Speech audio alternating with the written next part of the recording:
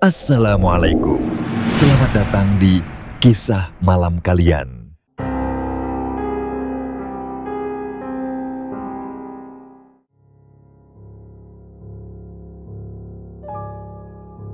Pada suatu hari di pertengahan bulan Juni tahun 2013, langit Jakarta tampak biasa saja.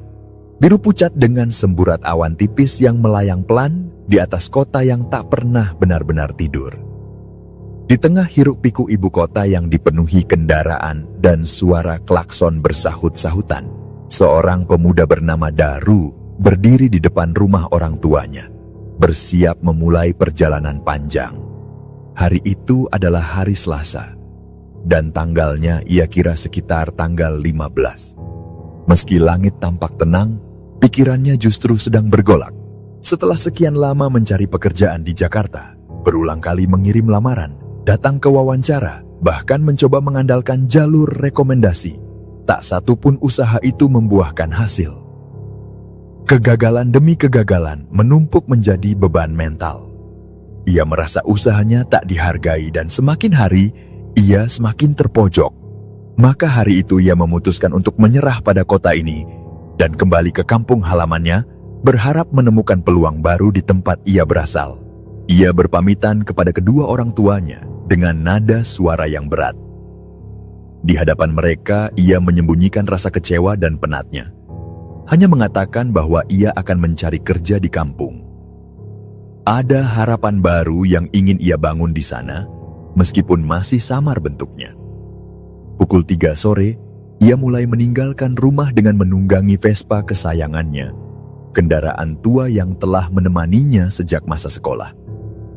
Vespa itu sudah tampak uzur, warnanya memudar, namun tetap setia.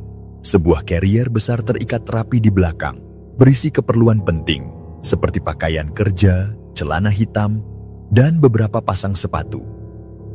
Ia membawa cukup bekal, tapi lebih dari itu, ia membawa harapan baru yang digantungkan pada jalan panjang yang akan ia tempuh. Perjalanan dimulai dari Jakarta menuju jalur selatan, lewat kawasan Puncak. Kala itu udara di sepanjang jalan berubah perlahan dari panas perkotaan menjadi sejuk pegunungan. Ketika sampai di kawasan Puncak sekitar pukul 4:30 sore, ia berhenti di pinggir jalan. Ia mencari tempat berteduh, bukan hanya untuk tubuhnya, tapi juga untuk Vespa yang mulai terasa panas. Sebuah warung kecil menyambutnya di tepi jurang, dengan pemandangan Gunung Gede Pangrango berdiri megah di kejauhan. Ia duduk sambil menikmati semangkuk mie instan dan teh manis, sementara matahari mulai tenggelam perlahan, menyisakan gradasi jingga dan ungu di langit. Suasana senja itu terasa menenangkan, seperti pelukan hangat sebelum malam datang. Setelah cukup beristirahat, ia kembali menyalakan Vespa dan melanjutkan perjalanan ke arah Cianjur. Jalanan mulai sepi dan udara menjadi lebih dingin. Vespa melaju dengan kecepatan sedang, menghindari kerusakan akibat tekanan jalan yang menurun dan berkelok. Namun, ketika tiba di bundaran daerah Cianjur, Vespanya tiba-tiba mogok.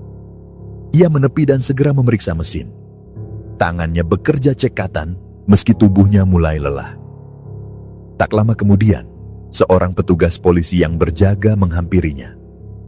Sambil berbicara sopan, petugas itu bertanya kemana ia hendak pergi. Daru menjawab bahwa ia sedang dalam perjalanan pulang kampung. Polisi itu hanya mengangguk, lalu kembali ke posnya setelah memastikan semuanya baik-baik saja. Setelah mesin berhasil dinyalakan kembali, ia kembali mengaspal, menuju Padalarang dan lalu memasuki kota Bandung. Jalanan di Padalarang cukup padat karena banyak kendaraan yang keluar dari tol. Ia sempat terjebak macet dan baru tiba di pusat kota Bandung sekitar pukul 8 malam. Di sana, ia kembali berhenti untuk mengisi perut yang mulai lapar. Ia memilih sebuah warung di dekat alun-alun dan memesan semangkuk pangsit hangat. Sambil duduk di bangku panjang, ia membuka ponsel dan memotret Vespa beserta carriernya, lalu mengunggahnya ke media sosial. Foto itu sontak memancing komentar dari teman-temannya yang mengira ia hendak naik gunung. Beberapa bahkan menawarkan diri untuk ikut, namun ia menjelaskan bahwa ia bukan hendak berpetualang, melainkan pulang kampung karena ingin mencari pekerjaan. Pukul 8 malam lewat, ia kembali melanjutkan perjalanan. Kali ini ia sedikit mempercepat laju Vespanya. Tujuannya jelas, ia ingin segera melewati perbatasan Jawa Barat dan Jawa Tengah sebelum larut malam. Ia tahu bahwa kawasan itu terkenal rawan bukan karena hantu atau makhluk gaib, melainkan karena maraknya aksi begal. Rasa takut terhadap ancaman manusia membuatnya lebih waspada dari biasanya. Ia melirik kaca spion sesekali, memastikan tidak ada yang menguntit dari belakang. Setelah melewati Ciamis sekitar pukul 10:30 malam, ia mulai memasuki jalur yang semakin gelap. Lampu jalan nyaris tidak ada, dan hanya sorot lampu kuning Vespanya yang menembus pekat malam. Kabut tipis turun perlahan, menyelimuti jalan yang sunyi. Tidak ada kendaraan lain, hanya suara angin yang berdesir di antara pepohonan. Di tengah keheningan dan gelapnya jalan, ia melihat sebuah warung kecil berdiri di pinggir hutan. Penerangannya temaram, hanya satu bohlam kuning menggantung di ujung atap. Entah mengapa, ada dorongan dalam dirinya untuk berhenti. Mungkin karena tubuhnya yang mulai kelelahan, atau mungkin karena hawa dingin yang menusuk tulang. Ia menepi dan memarkirkan Vespa di depan warung. Ketika melangkah masuk, suasana di dalam terasa ganjil. Warung itu sangat sunyi, dan hanya ada seorang nenek tua yang duduk diam di balik meja kayu. Daru menyapa dan memesan secangkir kopi. Nenek itu hanya menunduk pelan dan menunjuk ke arah bangku panjang di dekat meja, tanpa mengucapkan sepatah kata pun. Gerak-geriknya lambat dan wajahnya sulit terbaca. Tak lama kemudian, segelas kopi hitam pekat disajikan di hadapannya. Ia menyeruput perlahan, dan rasa pahit yang kental memenuhi mulutnya. Ada rasa asing di lidahnya. Gerimis mulai turun, memukul-mukul atap warung dengan ritme yang pelan namun menakutkan. Udara menjadi lebih dingin dan tubuhnya menggigil. Ia memutuskan untuk memesan semangkuk mie dengan telur dan cabai. Tanpa bicara, nenek itu kembali ke dapur. Aroma masakan mulai tercium samar. Namun bersamaan dengan itu, tercium pula bau kemenyan yang menyusup dari balik dinding. Ia menoleh, dan matanya menangkap sebuah pintu kecil di pojok warung yang sedikit terbuka. Dari celah itu, terlihat dupa yang menyala, dan sesaji berupa bunga-bunga serta kemenyan yang mengepul. Mie yang disajikan memiliki rasa yang kuat, gurih, dan berbeda dari biasanya. Ia menyantapnya dengan cepat karena perutnya sudah keroncongan. Namun suasana sekitar terasa semakin ganjil. Hatinya berdebar tanpa alasan. Dan saat itulah, seseorang datang ke warung. Pria itu tampak cemas dan kebingungan. Dengan suara gemetar, ia bertanya kenapa Daru berada di tempat itu. Setelah mendengar jawaban bahwa ia hanya mampir untuk istirahat, ekspresi pria itu berubah. Ia mengatakan bahwa tempat ini tidak beres dan menyarankan agar Daru segera pergi. Tanpa menunggu tanggapan, pria itu berbalik dan pergi tergesa-gesa, menghilang dalam gelap. Daru mulai merasa tak nyaman. Ia berdiri dan merogoh saku, berniat membayar. Namun ketika hendak mengambil helm dan kunci Vespa, ia terkejut. Keduanya hilang. Ia menoleh ke arah tempat duduk, lalu menyisir seluruh area warung, namun tak menemukannya. Ketika bertanya pada nenek itu, jawabannya hanya satu kalimat dingin. Ia tidak tahu. Tatapan matanya kosong dan datar, seolah tidak peduli. Dengan cemas, ia mencari ke sekitar warung, berjalan ke sisi yang lebih gelap, hingga akhirnya menemukan helm, dan kuncinya tergeletak di semak-semak, jauh dari tempat ia duduk. Ia tidak mengerti bagaimana benda-benda itu bisa berpindah ke sana, apalagi dalam waktu yang sangat singkat. Perasaan tidak enak mulai menjalari tubuhnya. Tanpa banyak berpikir, ia segera bersiap untuk pergi. Namun ketika baru beberapa menit melaju, ban Vespanya terasa oleng. Ia turun dan melihat ban belakang bocor. Sambil mendorong pelan, ia berharap ada tambal ban terdekat. Namun, harapan itu sirna. Di tengah kesulitan itu, pria yang tadi sempat memperingatkannya muncul kembali. Ia memperkenalkan diri sebagai Pak Yanto dan menawarkan tempat menginap. Menurutnya, jalanan malam itu sangat berbahaya dan tidak ada bengkel yang buka. Dengan rasa syukur dan sedikit rasa aman, Daru menerima tawaran itu. Mereka bersama-sama mendorong Vespa ke sebuah rumah sederhana. Di sana, ia disambut oleh istri Pak Yanto dan 2 anaknya. Rumah itu hangat dengan cahaya temaram dan aroma kopi yang menenangkan. Malam itu Daru merasa sedikit tenang setelah perjalanan panjang yang penuh keanehan. Namun apa yang menantinya di kampung nanti jauh lebih menyeramkan daripada yang pernah ia bayangkan. Malam itu di rumah Pak Yanto menjadi jeda yang tenang di antara perjalanan panjang. Daru yang penuh kelelahan dan tanda-tanda kejanggalan. Rumah sederhana di pinggir jalan itu terasa lebih hangat dibanding apapun yang ia temui sejak meninggalkan Jakarta. Istri Pak Yanto, Bu Sumani, menyambutnya dengan ramah, meski tutur katanya singkat dan lembut. 2 anak mereka, seorang perempuan dan seorang laki-laki, hanya mengintip dari balik tirai, seperti malu namun juga penasaran dengan tamu asing di rumah mereka. Daru dipersilakan duduk di ruang tengah yang sederhana, dinding-dindingnya dari papan kayu, dan langit-langitnya dihiasi anyaman bambu. Di depannya, secangkir kopi hangat diletakkan oleh Pak Yanto, menebar aroma robusta yang kuat. Tubuh Daru masih lelah, namun ketegangan dari kejadian di warung tadi belum sepenuhnya hilang. Matanya berkali-kali melirik ke arah pintu, seolah mengantisipasi sesuatu yang tak terlihat. Pak Yanto kemudian duduk di depannya, mengamati wajah pemuda itu dengan tatapan tenang. Obrolan ringan mulai mengalir, tentang tujuan mudik, tentang usaha mencari pekerjaan, dan tentang keadaan Jakarta yang kian sulit. Daru menjelaskan bahwa ia telah mencoba berbagai cara untuk bekerja, namun semua buntu. Ia merasa gagal sebagai anak, karena belum mampu membalas jasa kedua orang tuanya yang telah membesarkannya dengan susah payah. Pak Yanto hanya mengangguk, memahami tanpa menghakimi. Waktu terus berlalu. Gerimis masih terdengar jatuh di atap seng, menciptakan irama monoton yang membuat suasana semakin hening.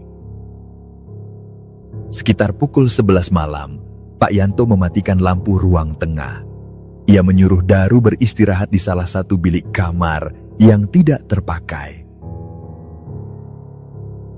Tempatnya sederhana, hanya ada tikar pandan dan bantal tipis, namun terasa cukup nyaman untuk mengistirahatkan tubuh yang telah menempuh ratusan kilometer. Keesokan paginya, suara ayam berkokok dan gemericik air dari dapur membangunkannya. Udara terasa segar jauh dari polusi dan bising klakson kota. Sinar matahari menyelinap dari celah-celah anyaman dinding, menyinari ruang kamar dengan warna keemasan yang hangat. Daru bangkit, mencuci muka, lalu duduk di serambi depan sambil menunggu Pak Yanto. Tak lama kemudian, pria paruh baya itu datang bersama seorang lelaki lain yang membawa peralatan tambal ban. Ternyata Pak Yanto sudah menghubungi temannya yang memiliki bengkel untuk memperbaiki Vespa, Daru. Ban belakang yang bocor itu rupanya tertancap paku besar, panjangnya hampir sejengkal jari. Tak masuk akal bagaimana benda sebesar itu bisa tertancap tanpa ia sadari. Tapi ia memilih untuk tidak terlalu memikirkannya. Setelah ban diperbaiki dan semuanya dipastikan aman, Daru pun bersiap melanjutkan perjalanan. Ia berpamitan kepada Pak Yanto dan keluarganya dengan penuh rasa terima kasih. Sebelum berangkat, ia memberikan bingkisan kecil berisi makanan ringan yang sengaja dibawanya dari Jakarta. Pak Yanto menolak dengan halus, namun akhirnya menerima setelah Daru memaksa dengan hormat. Tatapan pria itu sejenak berubah lebih serius, seolah ingin mengatakan sesuatu, namun urung. Ia hanya berpesan agar Daru berhati-hati selama di kampung dan jangan mudah percaya pada siapapun. Perjalanan dilanjutkan, menyusuri jalur perbukitan menuju kampung halaman yang terletak di sebuah desa kecil di perbatasan Jawa Tengah. Jalanan mulai rusak dan penuh tikungan. Meski matahari sudah tinggi, suasana tetap terasa sepi. Beberapa rumah berdiri tersebar dengan halaman luas dan pohon-pohon besar menaungi atap-atapnya. Jalanan di sana tak seramai kota, bahkan suara kendaraan pun hampir tak terdengar. Setibanya di desa, Daru langsung disambut oleh pandangan-pandangan asing. Warga yang berpapasan dengannya hanya melirik sekilas lalu menunduk seolah tidak senang dengan kehadirannya. Beberapa dari mereka bahkan memandang dengan tatapan sinis, seolah ada sesuatu dalam diri Daru yang membuat mereka tidak nyaman. Namun ia mencoba mengabaikannya. Ia terus melaju hingga sampai di halaman rumah kakeknya. Sosok tua itu yang sudah renta namun masih terlihat kokoh keluar menyambut dengan senyum lebar dan tangan terbuka. Wajahnya menyiratkan rindu yang tertahan. Kakek itu yang biasa dipanggil Mbah Cokro menyambut cucunya dengan pelukan dan segera membawanya masuk ke dalam rumah. Suasana rumah khas pedesaan itu langsung menyergap indra Daru. Bau kayu, dinding anyaman, dan aroma kopi hitam yang baru diseduh. Seperti tradisi di banyak desa Jawa, tamu, terlebih keluarga, selalu disuguhi jamuan. Daru disodori secangkir kopi hitam racikan sendiri, bukan kopi saset, melainkan bubuk yang digiling manual dan diseduh dengan air panas dari ceret tanah liat. Rasanya kuat, pekat, dan menyisakan pahit yang dalam. Kopi itu seperti pembuka gerbang bagi segala cerita yang akan datang. Sambil duduk di ruang tengah, mereka mulai berbincang. Daru menceritakan alasannya pulang tentang sulitnya mencari pekerjaan di Jakarta dan harapannya untuk memulai hidup baru di kampung halaman. Mbah Cokro mendengarkan dengan tenang, mengangguk pelan, lalu memberikan nasihat sederhana. Ia berkata bahwa Daru boleh mencari pekerjaan di desa ini, namun ada satu hal yang harus ditaati, aturan kampung yang tidak boleh dilanggar. Aturan itu terdengar sederhana, namun terasa ganjil. Mbah Cokro berpesan agar cucunya tidak keluar rumah setelah azan maghrib dan juga tidak keluar saat tengah malam. Tidak dijelaskan alasannya, tidak pula diberi latar belakang. Hanya peringatan itu saja, diucapkan dengan nada serius namun lembut, khas orang tua Jawa yang tidak suka banyak bicara. Daru hanya mengangguk. Ia merasa tidak perlu bertanya lebih jauh. Sebagai cucu yang menghormati kakeknya, ia memilih menuruti saja, meski dalam hati masih bertanya-tanya apa maksud sebenarnya dari larangan itu. Hari-hari berikutnya di desa berjalan tenang. Udara segar, air jernih, dan suasana damai menjadi pelipur lelah setelah perjalanan panjang. Selama seminggu penuh, Daru mengikuti aturan yang diberikan. Ia tidak pernah keluar rumah setelah maghrib dan tidak pernah terbangun tengah malam. Waktu luangnya diisi dengan membantu kakeknya berkebun, merapikan rumah, dan sesekali berjalan-jalan di sekitar sawah yang membentang luas. Namun di balik ketenangan itu, ia mulai merasakan bahwa ada sesuatu yang tidak biasa di desa tersebut. Bukan hanya dari tatapan warga yang terasa dingin, tetapi juga dari suasana desa yang kerap berubah saat matahari terbenam. Jalanan yang semula damai mendadak lengang. Angin yang semula sejuk berubah dingin mencengkeram. Suara-suara binatang malam seperti lenyap digantikan hening yang menekan. Dan 7 hari berlalu tanpa kejadian aneh. Malam ke-8 di desa itu tiba dengan hawa dingin yang terasa lebih tajam dari malam-malam sebelumnya. Langit berwarna kelabu pekat tanpa bulan, dan suara jangkrik yang biasanya riuh perlahan menghilang, seperti dicekik oleh keheningan yang tidak wajar. Daru duduk di ruang depan rumah, lampu gantung temaram bergoyang lembut di langit-langit bambu. Di depannya, secangkir kopi yang mulai dingin tergeletak di atas meja. Ia duduk sendiri, menatap keluar jendela yang tertutup tirai tipis, memandangi gelap yang menggantung di luar sana. Selama 7 malam terakhir, ia telah mengikuti aturan sang kakek dengan patuh. Tidak sekalipun ia berani keluar setelah maghrib. Namun malam itu, rasa penasaran menggerogoti pikirannya tanpa henti. Larangan yang selama ini dipatuhi justru menumbuhkan dorongan untuk mengetahui apa yang sebenarnya disembunyikan di baliknya. Ia tidak mengerti mengapa sebuah desa yang begitu tenang menyimpan aturan yang terdengar seperti takhayul. Apa yang bisa terjadi jika hanya sekadar keluar sebentar? Azan maghrib telah lama berlalu dan rumah-rumah di desa telah lama mematikan lampu.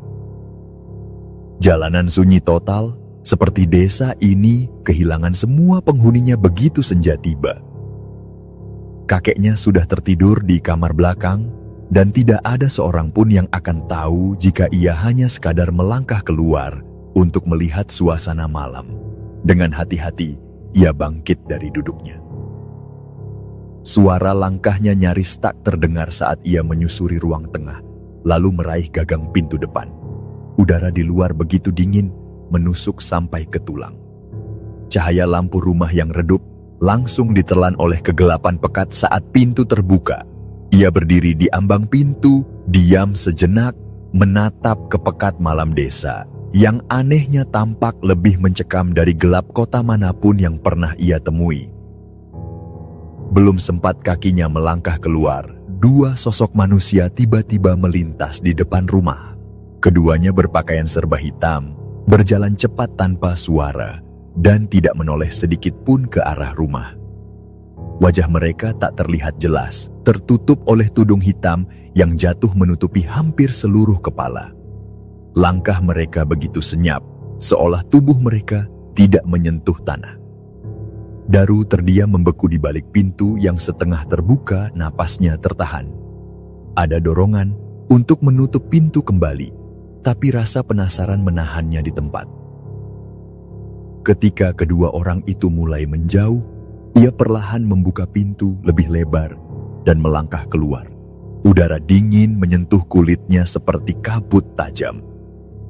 Ia menelusuri jalan tanah di depan rumah, mengikuti dari kejauhan arah langkah 2 sosok berpakaian hitam itu. Namun langkahnya pelan dan penuh kehati-hatian menjaga agar suara langkah tidak membangunkan kakeknya. Desa begitu sunyi.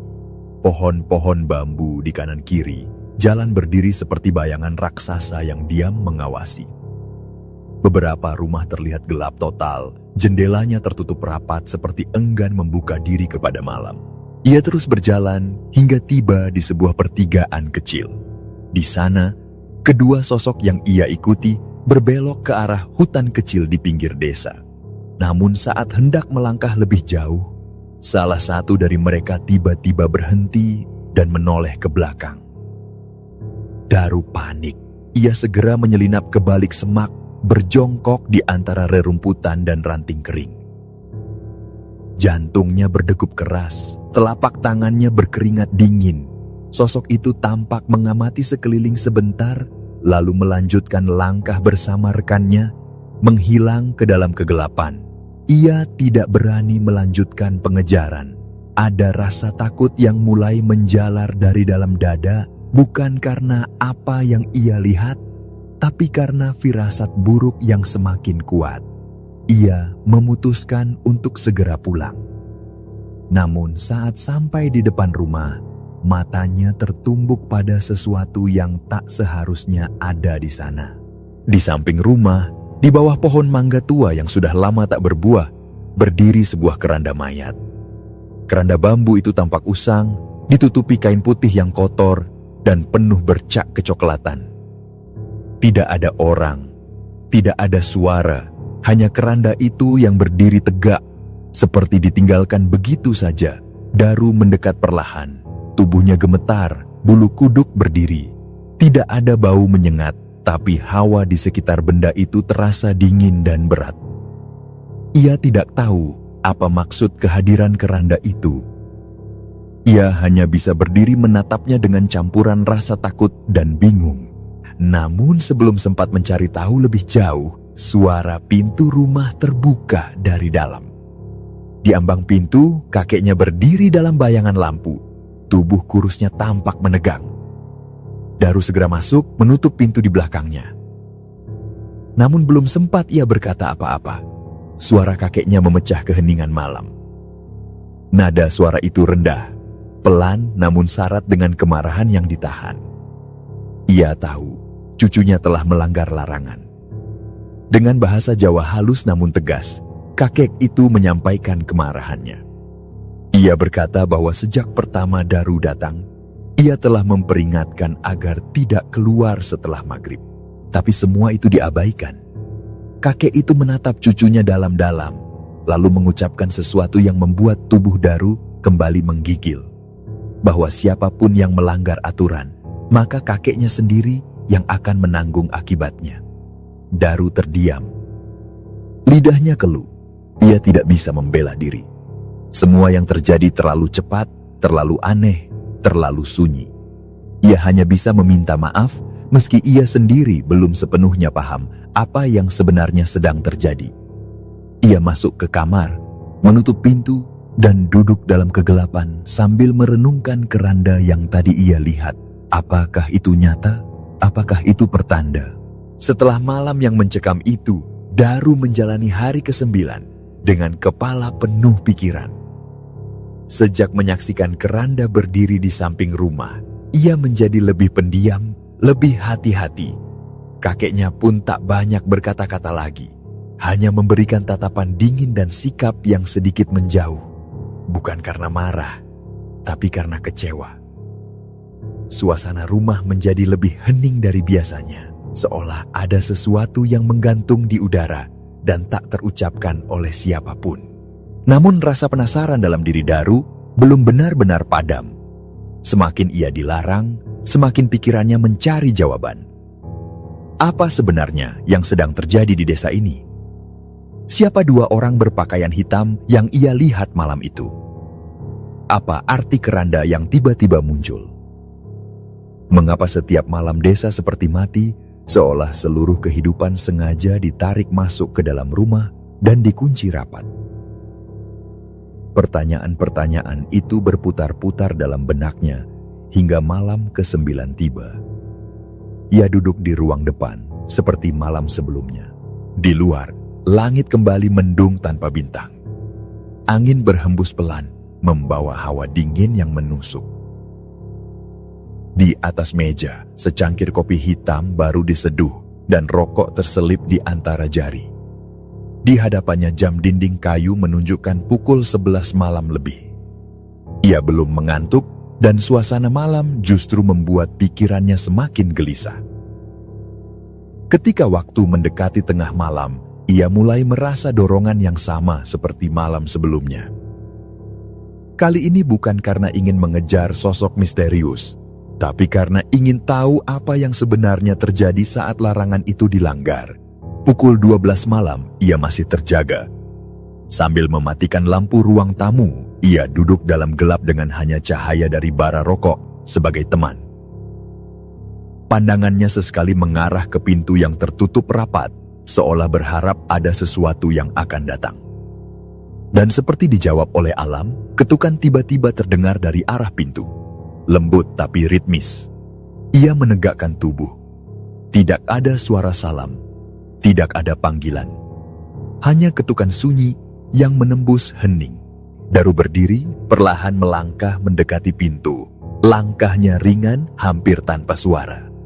Ia berdiri di depan pintu itu, tangannya menggenggam gagang pintu. Jantungnya berdebar kencang. Ia tidak tahu siapa atau apa yang ada di luar. Tapi dorongan untuk melihat mengalahkan logikanya. Saat pintu terbuka perlahan, angin malam langsung menyergap wajahnya. Di hadapannya berdiri seorang perempuan.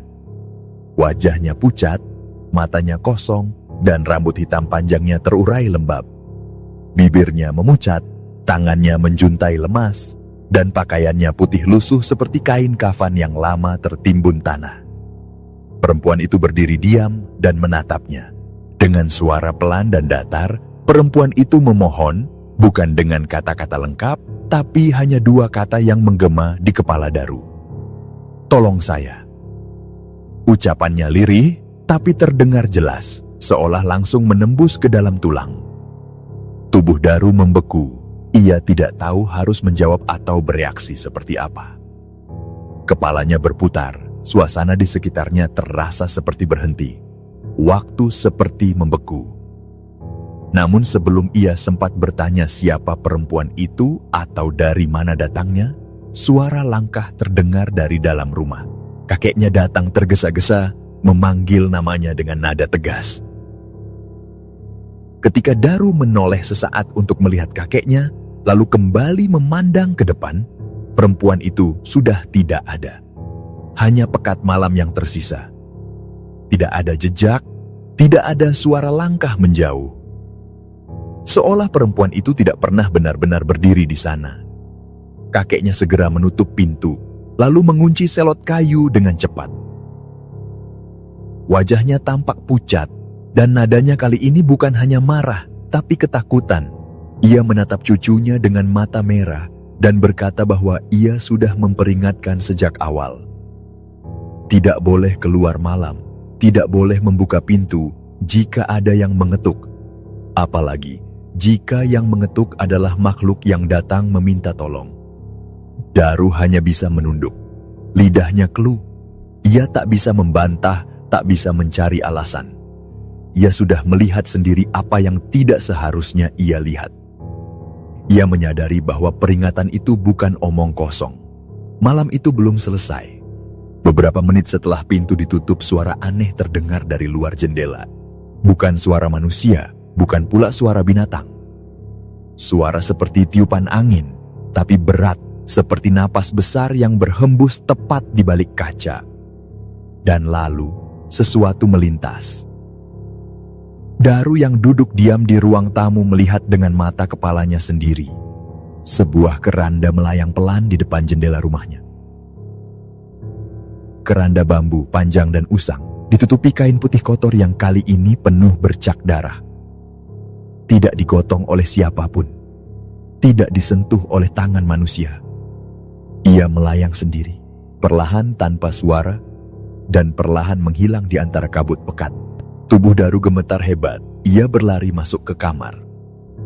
Kakeknya berdiri di ambang pintu, lalu berkata dengan nada berat bahwa malam ini bisa saja menjadi malam terakhirnya jika ia terus melanggar. Ia bahkan menatap cucunya dan berkata bahwa jika ia tak segera berhenti mencari tahu, bisa saja ia yang dijadikan tumbal berikutnya. Kata-kata itu menghantam kesadaran Daru lebih keras dari apapun yang pernah ia dengar. Kata tumbal yang dilontarkan dengan begitu gamblang membuka kemungkinan mengerikan yang belum pernah ia pikirkan.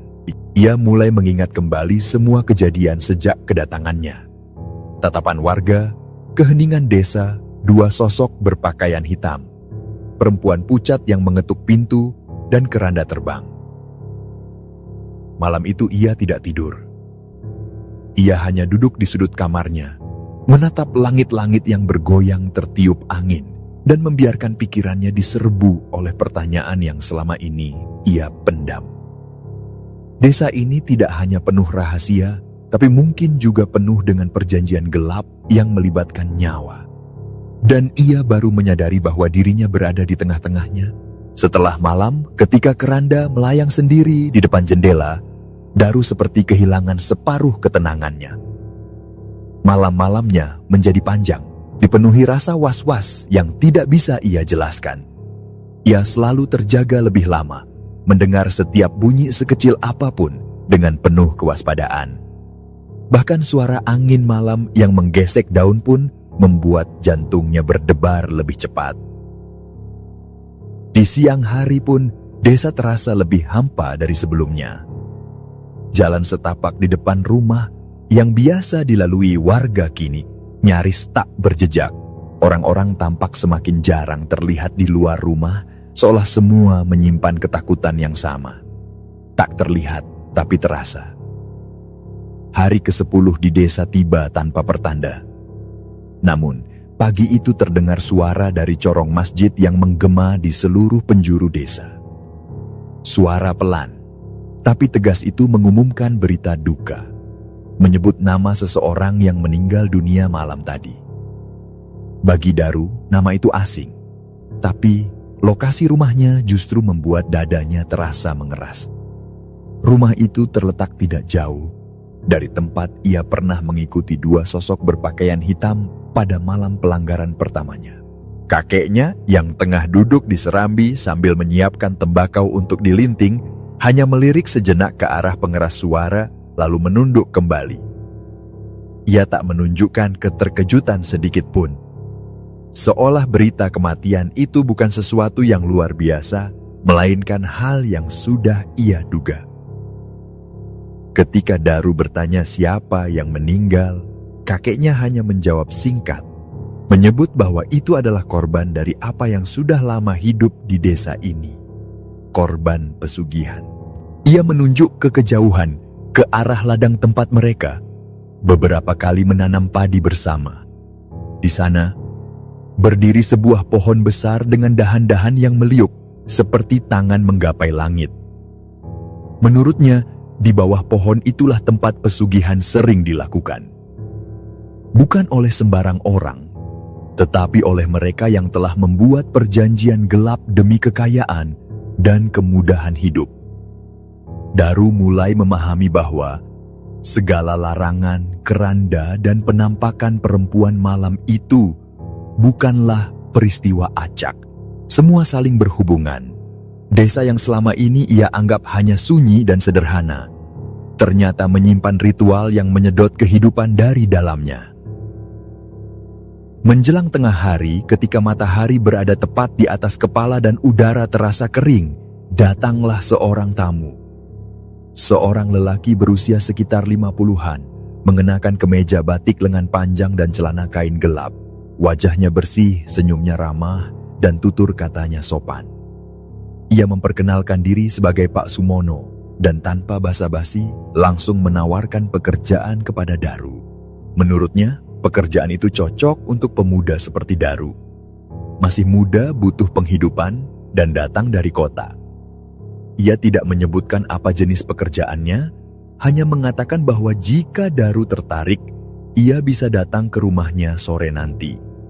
Rumah Pak Sumono, katanya, tidak jauh dari persawahan, tidak jauh pula dari pohon yang tadi ditunjuk oleh kakeknya. Daru tidak langsung menjawab. Ada sesuatu dalam tatapan Pak Sumono yang membuatnya tidak tenang. Meski senyumnya tak berubah sejak datang, ada kesan dingin di balik sorot matanya. Kesan seperti orang yang menyembunyikan sesuatu. Ia hanya mengangguk pelan, memberi isyarat bahwa ia akan mempertimbangkan tawaran itu. Begitu Pak Sumono pergi, kakeknya muncul dari belakang rumah. Wajahnya tampak murung dan langkahnya lebih berat dari biasanya. Tatapan matanya mengarah ke arah Pak Sumono yang semakin menjauh, lalu beralih ke cucunya dengan sorot penuh kecemasan. Ia tak perlu bertanya apa yang dibicarakan tadi, karena ia sudah tahu. Nama Sumono bukanlah nama asing di desa itu. Ia bukan sekadar warga biasa. Ia adalah perantara. Kakek lalu mulai bercerita perlahan, seolah memilih kata-kata dengan sangat hati-hati. Ia mengatakan bahwa Pak Sumono adalah orang yang dikenal karena sering membantu warga desa yang ingin cepat kaya. Tapi bantuannya tidak datang tanpa syarat. Ia bukan pemberi rezeki, melainkan penjaga pintu. Orang-orang datang kepadanya dengan niat dan tekad. Pak Sumono hanya menjadi jembatan yang menghubungkan mereka dengan sesuatu yang tidak berasal dari dunia ini. Desa itu telah lama menjadi sarang dari praktik pesugihan. Sudah sejak puluhan tahun lalu, ketika panen gagal dan kemiskinan melanda, beberapa warga mulai mencari jalan pintas. Dan jalan itu ternyata membawa mereka pada perjanjian yang menuntut imbalan besar, yaitu tumbal. Setiap permintaan pada kekayaan harus dibayar dengan nyawa. Jika bukan anggota keluarga sendiri, maka orang lain harus dikorbankan. Maka sejak itulah keranda menjadi simbol. Ia akan muncul tanpa suara. Dan keesokan harinya, satu nama akan diumumkan dari masjid. Begitu terus, dalam putaran yang tidak pernah berhenti. Pak Sumono, menurut sang kakek, adalah orang yang bertugas mencari calon tumbal. Ia menebar jaring dengan wajah ramah dan tawaran pekerjaan. Ia mencari jiwa-jiwa muda yang tidak tahu apa-apa, yang terdesak keadaan, dan yang mudah diyakinkan. Dan jika Daru menerima tawaran kerja itu, maka malam berikutnya, keranda yang lewat bukan lagi pertanda, melainkan pengiring bagi kematiannya sendiri. Penjelasan itu membuat bulu kuduk Daru berdiri. Ia memutar ulang semua kejadian sejak pertama kali tiba. Tatapan warga yang aneh, keheningan yang datang terlalu cepat setelah maghrib. 2 orang berpakaian hitam, perempuan pucat, keranda yang melayang. Dan kini, Pak Sumono dengan senyumnya yang mengundang. Semuanya seperti teka-teki yang disusun dengan sangat rapi. Ia merasa muak dan takut sekaligus. Muak karena merasa dimanfaatkan oleh sistem yang tidak terlihat, dan takut karena nyawanya sendiri pernah berdiri di ambang kematian tanpa ia sadari. Tapi lebih dari itu, ia merasa beruntung. Ia masih bisa selamat karena satu-satunya orang yang melindunginya, yang sejak awal telah memberi peringatan, masih berdiri di sisinya. Sang kakek yang tak pernah lelah menjaga dan melindungi. Malam harinya, ia tidak keluar kamar. Ia hanya duduk di dekat jendela, menatap keluar dengan lampu dimatikan. Tidak ada ketukan, tidak ada suara. Tapi pikirannya terus dipenuhi oleh bayang-bayang keranda dan wajah pucat perempuan yang memohon tolong. Ia tahu bahwa godaan belum selesai. Pak Sumono mungkin akan datang lagi dengan tawaran yang berbeda, dengan wajah yang lebih meyakinkan. Hari ke-12 di desa dimulai dengan keganjilan yang sulit dijelaskan. Sejak subuh, langit terlihat kelabu, seperti tertutup tirai tipis kabut, dan udara yang biasanya sejuk berubah menjadi pengap. Pohon-pohon di halaman rumah kakek tampak enggan bergerak meski angin berhembus. Bahkan suara ayam pun terdengar ragu-ragu. Daru merasakan kekosongan aneh, seperti desa itu sedang menahan napas. Saat mentari baru merambat naik, denting pengeras suara dari masjid kembali terdengar. Kali ini lebih pelan dan berat. Suara yang mengalun dari sana menyampaikan kabar duka. Seseorang telah berpulang, tapi bukan nama biasa yang disebut, melainkan nama yang sempat menawarinya pekerjaan beberapa hari sebelumnya. Pak Sumono. Sekujur tubuh Daru mendadak merinding. Ia terpaku di tempat, sementara kakeknya yang sedang duduk di balai bambu tak terlihat kaget sedikit pun. Seolah sudah tahu bahwa semua ini hanya soal waktu. Dengan nada rendah, kakek hanya menyebut bahwa orang yang bermain dengan perjanjian gelap, cepat atau lambat, pasti akan menerima gilirannya sendiri. Namun rasa penasaran mendorong Daru untuk datang langsung ke rumah duka. Meski langkahnya terasa berat, ia tahu dirinya harus melihat dengan mata kepala sendiri.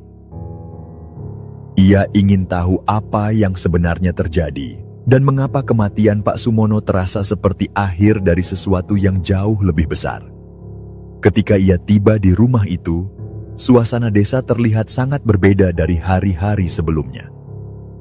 Para warga berdiri berkelompok kecil, sebagian hanya diam di kejauhan, tidak berani mendekat terlalu dekat. Halaman rumah Pak Sumono dipenuhi aura muram yang menekan. Udara di sekitarnya terasa lebih berat dan bau dupa samar mengambang di udara. Di teras rumah, seorang perempuan tua menyambutnya. Wajahnya pucat dan matanya sembab. Ia memperkenalkan diri sebagai istri almarhum. Perempuan itu mengenali Daru tanpa perlu dijelaskan. Katanya, ia tahu bahwa suaminya sempat menawarkan sesuatu kepada pemuda itu.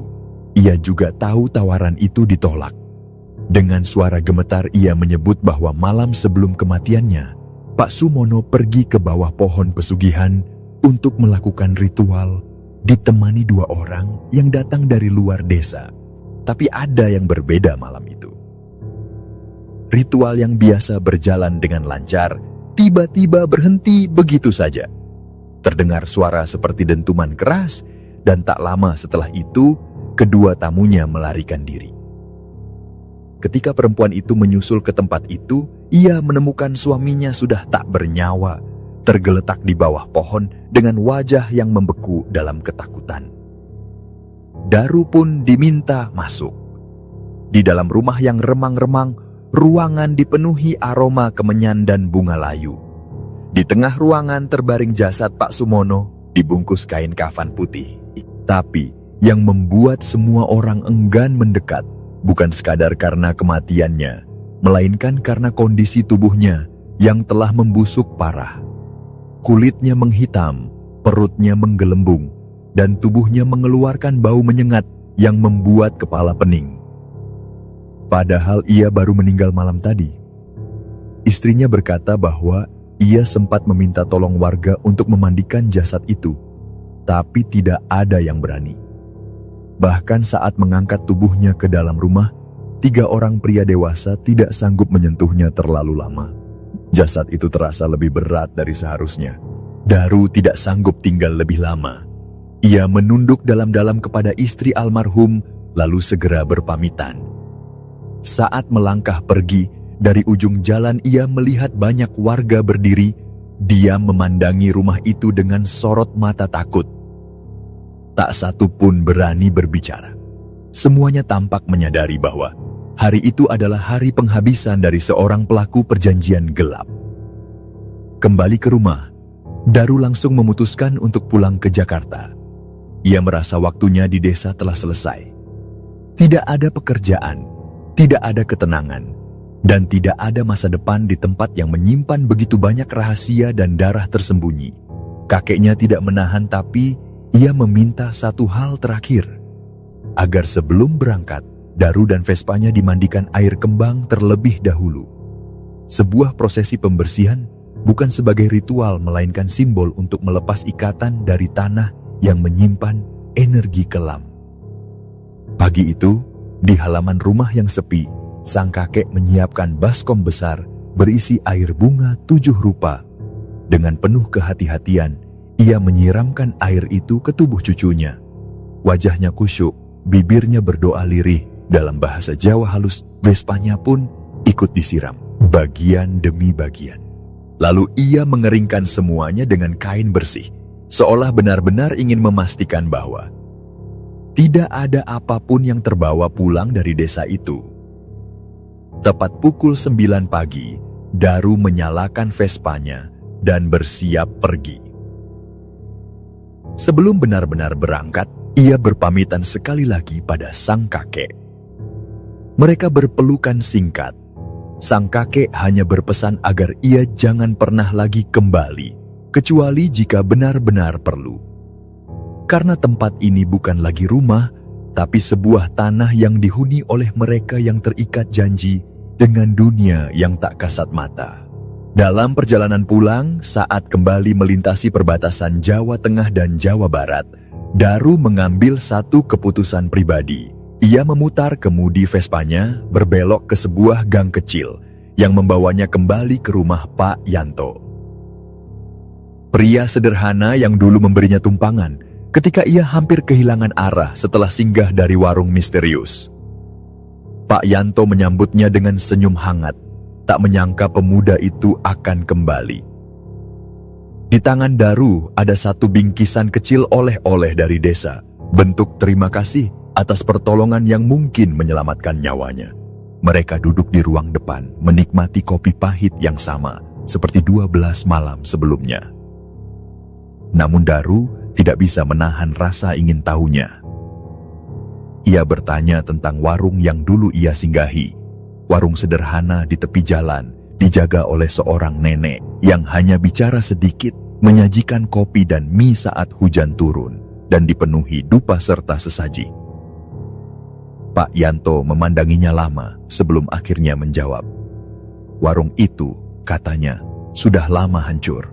Sekitar 4 atau 5 tahun lalu, sebuah truk tronton lepas kendali menabrak bangunan kecil itu. Nenek pemiliknya tewas seketika dan warung itu tidak pernah dibangun lagi. Bahkan, warga setempat pun enggan mendekati lokasi bekas warung itu karena kabarnya sering terdengar suara sendok beradu dengan cangkir atau bau kemenyan tiba-tiba muncul saat malam gelap. Mendengar itu, tubuh Daru gemetar pelan. Apa yang ia alami malam itu bukan sekadar kejadian aneh, tapi pertemuan dengan warung yang sudah tidak ada. Ia mengingat jelas rasa mie dan aroma kopi yang ia minum.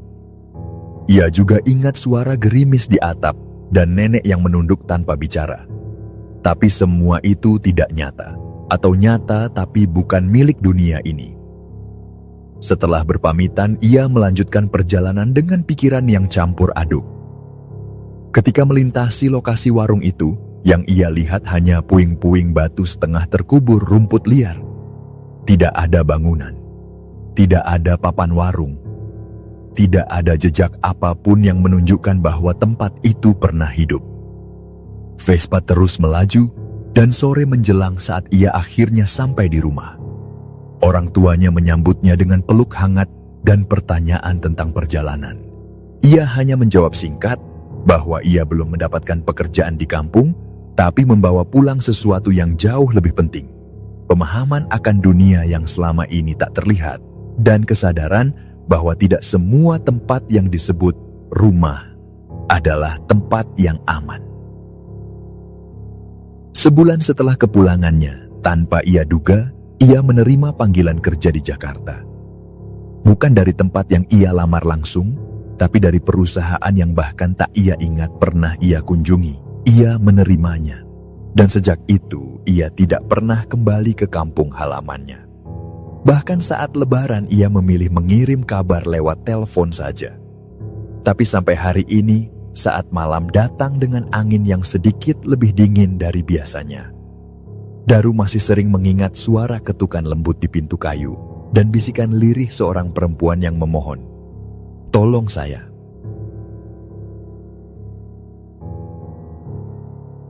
Baiklah, sekian dulu kisah kami kali ini. Terima kasih untuk Riana buat ceritanya. Kami mohon maaf jika ada kekurangan dalam cerita ini. Pengalaman yang tidak terduga saat tinggal di kampung kakek penuh kejadian aneh dan janggal. Bagaimana pendapat kalian dari cerita ini? Semoga dengan kisah ini dapat menghibur sahabat semua. Bila mana sahabat kisah malam kalian punya satu kisah mistis, silakan kirim ke alamat email kami. Insya Allah nanti akan kami ceritakan. Setiap cerita yang ditayangkan nantinya akan diberikan apresiasi berupa souvenir yang menarik. Kami ucapkan terima kasih juga untuk sahabat yang telah menonton video ini, dan juga yang telah subscribe, like, dan komen. Dan untuk yang sudah mendukung channel ini, kami mengucapkan terima kasih banyak, dan semoga Allah membalas kebaikan sahabat semua. Akhirnya, saya memohon maaf kalau dalam menyampaikan kisah ini, terdapat kesalahan dalam berkata-kata dan pengucapan. Dan saya Sandi undur diri, sampai jumpa lagi di kisah kami selanjutnya. Semoga sukses dan sehat selalu untuk sahabat kisah malam kalian. Assalamualaikum. Selamat datang di kisah malam kalian.